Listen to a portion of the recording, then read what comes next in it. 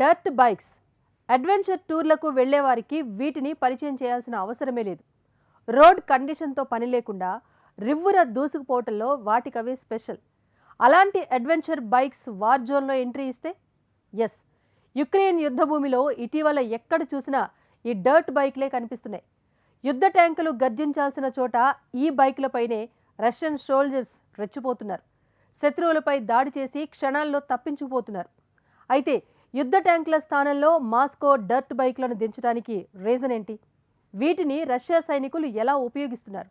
What the story? యుద్ధంలో Ukraine కు ఊహించని ట్విస్ట్ ఇచ్చిన రష్యా. వార్ జోన్ లో డర్ట్ బైకులతో రెచ్చిపోతున్న రష్యా సైనికులు.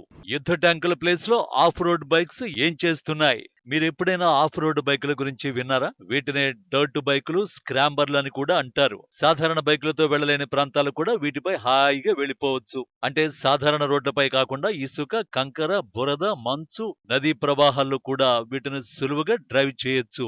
అందుకే వీటిని ఆఫ్ రోడ్ బైక్స్ అంటారు. ఇవి రగ్గెడ్ లుక్స్ తో ఇంట్రెస్టింగ్ గా ఉంటాయి. డ్రైవింగ్ ఎక్స్పీరియన్స్ అయితే మాటల్లో చెప్పలేనంత అద్భుతంగా ఉంటుంది. సాహసాలు చేయాలనుకునే వారికి, టూ వీలర్ పై దేశమంతా చుట్టి రావాలని అనుకునే వారికి ఇవి ఎంతో అనువుగా ఉంటాయి. వీటి ధరలు కూడా అందుకు తగ్గట్టే ఉంటాయి. కానీ 2 ఏళ్ల క్రితం న్యూయార్క్ సిటీలో కొన్ని వందల బైకుల్ని బుల్డోజర్లతో తొక్కించేయడం ప్రపంచవ్యాప్తంగా తీవ్ర చర్చకు దారితీసింది. మన దేశంలో కల్తీ మద్యం బాటిళ్లను ధ్వంసం చేసినంత ఈజీగా డర్ట్ బైకులను ధ్వంసం చేయడానికి చాలా పెద్ద కారణాలే ఉన్నాయి. అమెరికాలోని చాలా నగరాల్లో డర్టీ బైక్స్ న్యూసెన్స్ గా మారే.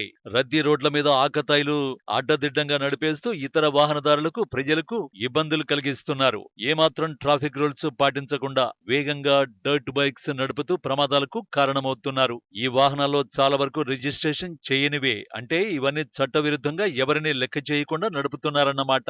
అమెరికాకు వాణిజ్య రాజధాని లాంటి న్యూయార్క్ లో ఇలాంటి డర్టీ బైక్స్ సృష్టించే న్యూసెన్స్ మరీ ఎక్కువైంది. ముఖ్యంగా రాత్రి వేళల్లో ప్రజా భద్రతకు ప్రమాదకరంగా మారిన ఈ బైక్స్ పై న్యూయార్క్ పోలీస్ డిపార్ట్మెంట్ ఉక్కుపాదం మోపింది. ఈ ఇల్లీగల్ వెహికల్స్ ని స్వాధీనం చేసుకున్నారు. చాలా బండ్లు రిజిస్టర్ చేయకుండానే తిప్పుతున్నారని గుర్తించారు. ఈ వాహనాలన్నింటినీ ఒక మైదానంలోకి చేర్చి వాటి మీద బుల్డోజర్ నడిపించి ధ్వంసం చేసేశారు. నిజానికి ఈ డర్ట్ బైకులు యువకులకు కిక్కిస్తాయి. కానీ అవి చేసే శబ్దాలు మాత్రం ఇతరులను తీవ్రంగా ఇబ్బంది పెడతాయి. పెద్ద పెద్ద శబ్దాలు చేస్తూ ప్రజలను భయపెడుతూ నడిపించే ఈ చట్టవిరుద్ధ బైక్స్ ను ఎవరు భరించలేరని, అందుకే ఇలాంటి వాహనాలను స్వాధీనం చేసుకుని బుల్డోజర్ తో క్రష్ చేస్తున్నామని న్యూయార్క్ నగర మేయర్ ఎరిక్ ఆడమ్స్ అప్పట్లో ప్రకటించారు. పైగా యంగ్స్టర్ల ర్యాష్ డ్రైవింగ్ కారణంగా అమాయకులు ప్రాణాలు కోల్పోతున్నారని ఆరోపించారు. అలా ఇప్పటి వరకు 2000కు పైగా డర్ట్ బైకులను ధ్వంసం చేసేశారు. అలాంటి డర్ట్ బైక్స్ ని యుద్ధంలో ఉపయోగిస్తే?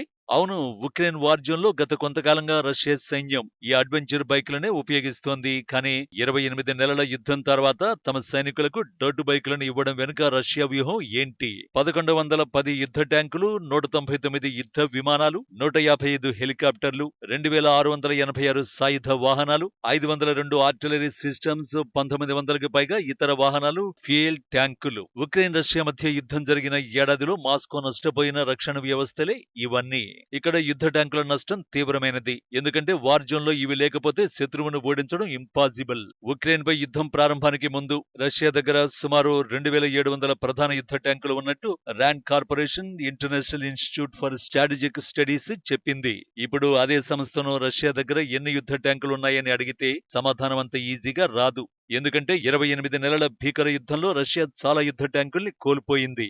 ఎవరు అవునన్నా కాదన్నా ఇదే నిజమని అంతర్జాతీయ నివేదికలు చెబుతున్నాయి. అంతెందుకు, కురుక్షేత్రంలో కౌరవ సేనలను పాండవుల 5గురి తుదముట్టించినట్టు రష్యా 65 కిలోమీటర్ల మిలిటరీ కాన్వాయ్ ని ఉక్రెయిన్ స్పెషల్ ఫోర్స్ కు చెందిన కేవలం 30 మంది డ్రోన్ ఆపరేటర్లు క్వాడ్ బైకుల సాయంతో నేలమట్టం చేసేశారని కీవ్ అప్పట్లో ప్రకటించింది.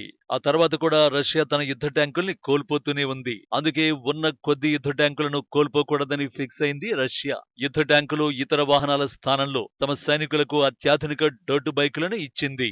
యుద్ధ ట్యాంకుల స్థానంలో రివ్వున దూసుకుపోతోంది ఇప్పుడు ఇవే. బహుశా ఇప్పటి వరకు ఏ యుద్ధంలో కూడా ఆఫ్ రోడ్ బైకుల్ని వాహనాలుగా వాడి ఉండరేమో. వందల మంది సైనికులు ఈ హై స్పీడ్ బైకులపైనే వెళ్లి ఉక్రెయిన్ సైనికులపై దాడులు చేస్తున్నారు. నిజానికి యుద్ధ ట్యాంకుల విషయంలో ఉక్రెయిన్ కూడా మాస్కో పరిస్థితే. కాకపోతే ఆ దేశానికి పశ్చిమ దేశాలు సాయం అందించడంతో ఎలాగోలా నెట్టుకొస్తోంది. కానీ రష్యా నుంచి ఈ ప్రతిఘటనను కీవ్ ఊహించలేదు. దీనిపై ఉక్రెయిన్ ఆర్మీ రియాక్ట్ అయింది. వందల మంది సైనికులు డర్ట్ బైకులపై దూసుకురావడం, తమ దేశ సైనికుల్ని చుట్టుముట్టి దాడులు చేసి వెళ్లిపోవడం నిమిషాల్లోనే జరిగిపోతోందని చెప్పింది. ఫలితంగా యుద్ధం మునుపటి కంటే అత్యంత ప్రమాదకరంగా మారిందని ఉక్రెయిన్ ఆర్మీకి చెందిన లెఫ్టినెంట్ హెబిట్స్కీ అన్నారు.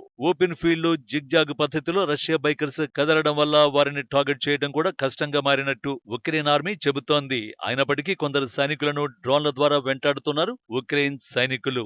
నిజానికి యుద్ధ భూమిలో డర్ట్ బైకులను వాడాలన్న ఆలోచనే అద్భుతమని డిఫెన్స్ ఎక్స్పర్ట్స్ అంటున్నారు. ఎందుకంటే వార్ జోన్ లో ఇవి కదిలినంత వేగంగా మరే ఇతర వాహనాలు కదల్లేవు. బుల్లెట్ స్పీడ్ తో దూసుకెళ్లి శత్రువుపై చిన్న చిన్న ఆయుధాలతో దాడులు చేయడానికి ఈ ఆఫ్ రోడ్ బైకులు సాయపడతాయి. అందుకే మాస్కో తన దగ్గర మిగిలిన యుద్ధ ట్యాంకులు, ఇతర వాహనాల స్థానంలో ఈ బైకులను మరింత పవర్ఫుల్ గా మార్చి ఉపయోగిస్తోంది. పైగా సాయుధ వాహనాలతో పోల్చుకుంటే బైకులపై దాడి చేయడం ఉక్రెయిన్ కు కష్టమవుతుంది. సింపుల్ గా చెప్పాలంటే శత్రువుపై దాడిలో బైకర్లదే పైచేయి అవుతుంది. నష్టం కూడా ఉక్రెయిన్ ఆర్మీకే ఎక్కువ జరుగుతుంది.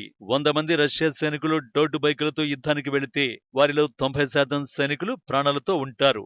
రష్యా ఈ యాక్షన్ తో ఉక్రెయిన్ చాలా మంది సైనికుల్ని నష్టపోయినట్టు పలు నివేదికలు చెబుతున్నాయి.